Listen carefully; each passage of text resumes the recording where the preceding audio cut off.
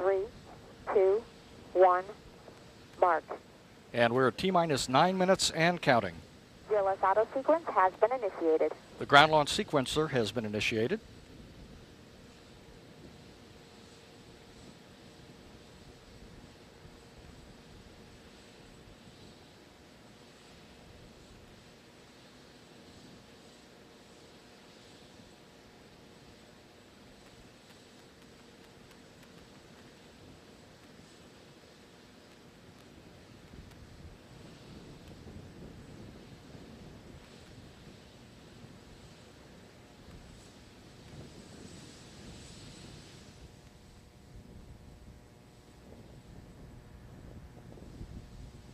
T-minus 8 minutes, 13 seconds and counting. Connect essential buses to fuel cells per your checklist.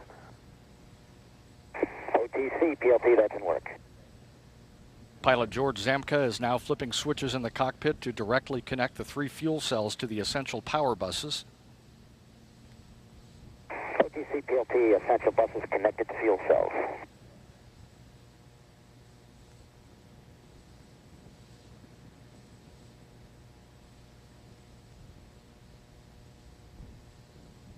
T-minus 7 minutes, 40 seconds and counting.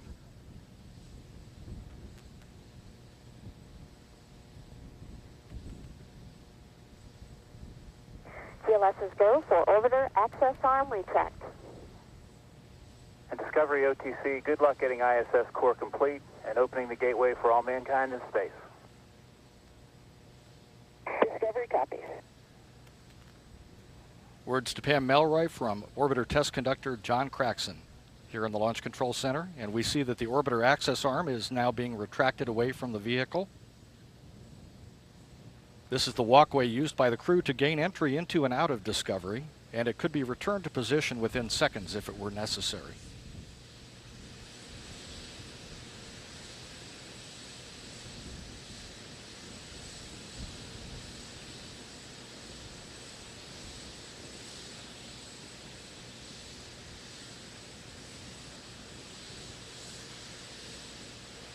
All systems are go. Weather remains go. We're at T-minus 6 minutes, 30 seconds and counting. OTC, start APU display recorders. Display recorders are running.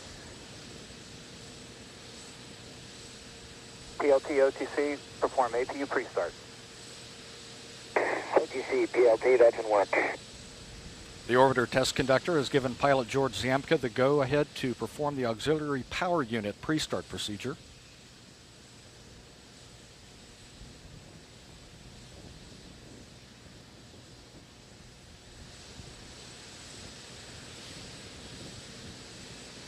OTC, PLT, APU pre-start complete, 3 grade talkbacks. Copy.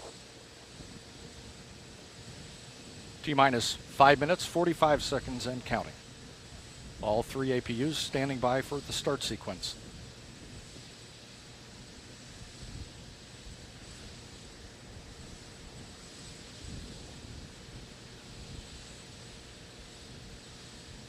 T-minus 5 minutes, 25 seconds and counting.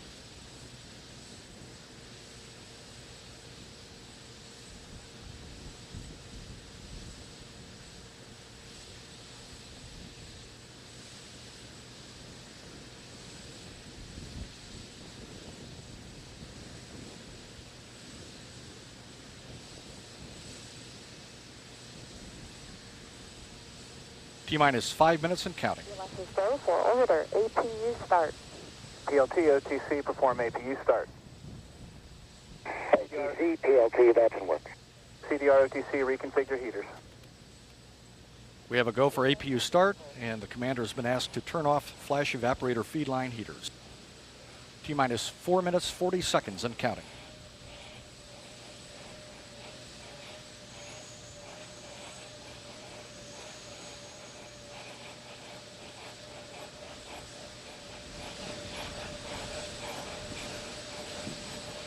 T-minus 4 minutes, 20 seconds and counting. The launch team has terminated liquid oxygen replenish to the external tank. OTC, PLT, APU start complete, 3 heater reconfig complete.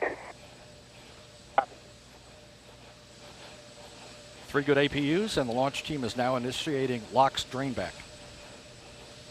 A final purge sequence of the main engines will occur. For purge sequence 4.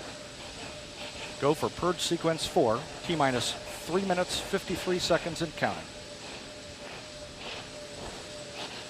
A final test of the flight control surfaces is now being conducted. This is a pre-programmed pattern of movements designed to verify the readiness for launch of the main engines and other flight control surfaces. T-minus 3 minutes, 30 seconds and counting.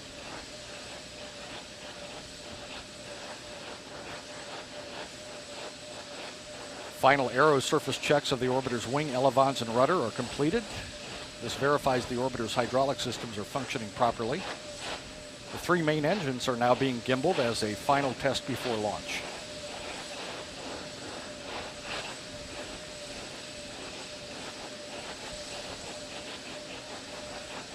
T-minus 3 minutes and counting. Final pressurization of the external tank liquid oxygen tank is underway. And we're completing the gaseous nitrogen purge of the shuttle main engines. PLT OTC, clear caution and warning memory, verify no unexpected errors. OTC, PLT, that's what. T-minus 2 minutes, 30 seconds and counting. The gaseous oxygen vent hood is slowly being retracted away from the top of the external tank.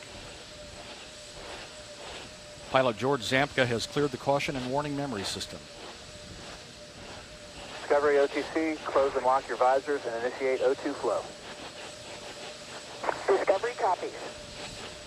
OTC, PLT, caution, warning, memory, clear, no unexpected errors. T-minus 2 minutes and counting. ELS is go for ET, LH2 pressurization. Liquid hydrogen replenish of the external tank is now being terminated. All systems are go. T-minus 1 minute, 43 seconds and counting.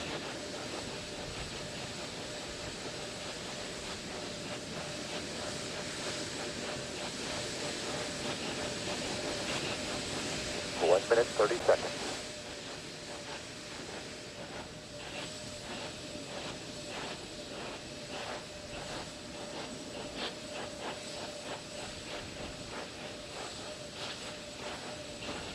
One minute, 15 seconds and counting.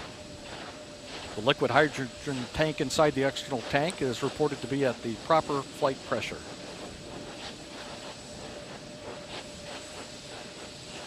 T-minus 1 minute and counting. The ground launch sequencer will verify that the 3 main engines are ready to start.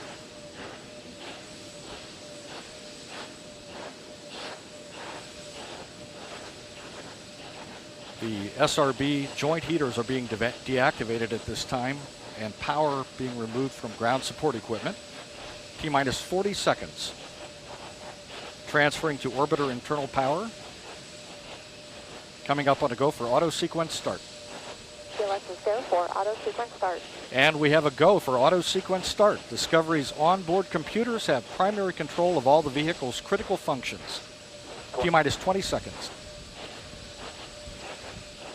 T-minus 16 seconds. Sound suppression water system has been activated, protecting Discovery and the launch pad from acoustical energy. We have a go for main engine start. T-minus 5, 4, 3, 2, 1. Booster ignition and liftoff of Discovery, hoisting harmony to the heavens and opening new gateways for international science. Discovery has cleared the tower. Houston now controlling. Roll program. Roger, roll, Discovery. Discovery's roll maneuver is complete. It's now in a heads-down position on track for its flight to the International Space Station.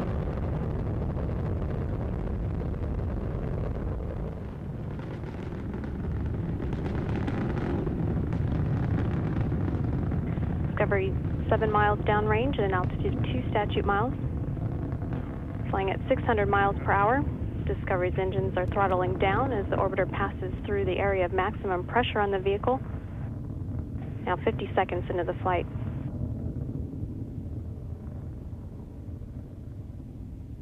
Discovery 8 miles downrange from the Kennedy Space Center at an altitude of 6 statute miles, flying at 900 miles per hour. Discovery Houston, go at throttle up. Copy, go at throttle up. The 3 engines on board are throttling back up. At liftoff, the fully fueled shuttle boosters and external tank weighed 4.5 million pounds. The total thrust at launch was 6,425,000 pounds. Discovery now 13 miles downrange at an altitude of 13 statute miles, flying at 1,700 miles per hour. All systems continue to function well. 3 good main engines, 3 good power generating fuel cells, and 3 good auxiliary power units for the hydraulic system. Discovery now 24 miles downrange at an altitude 23 statute miles, flying at 2,700 miles per hour.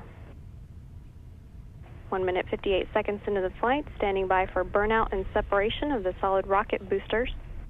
Combined, the twin boosters provide 5.3 million pounds of thrust to propel the orbiter towards space. The booster officer here in Mission Control confirming the booster separation.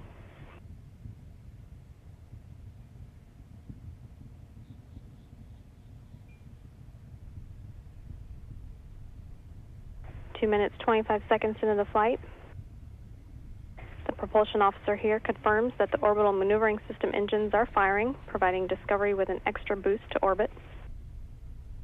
Discovery now 58 miles downrange at an altitude of 40 statute miles, flying at 3,300 miles per hour.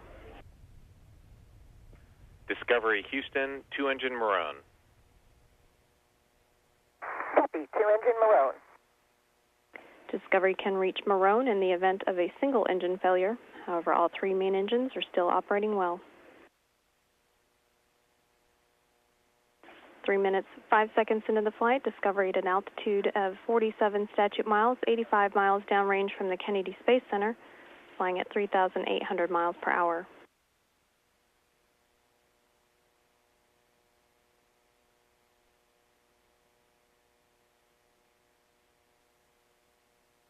All continuing to go smoothly on Discovery's climb to orbit, on track for its link up with the International Space Station Thursday morning.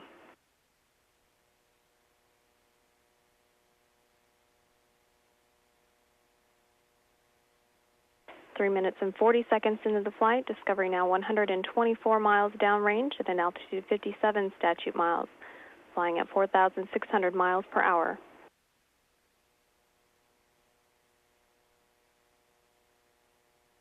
Discovery Houston, negative return. Copy, negative return.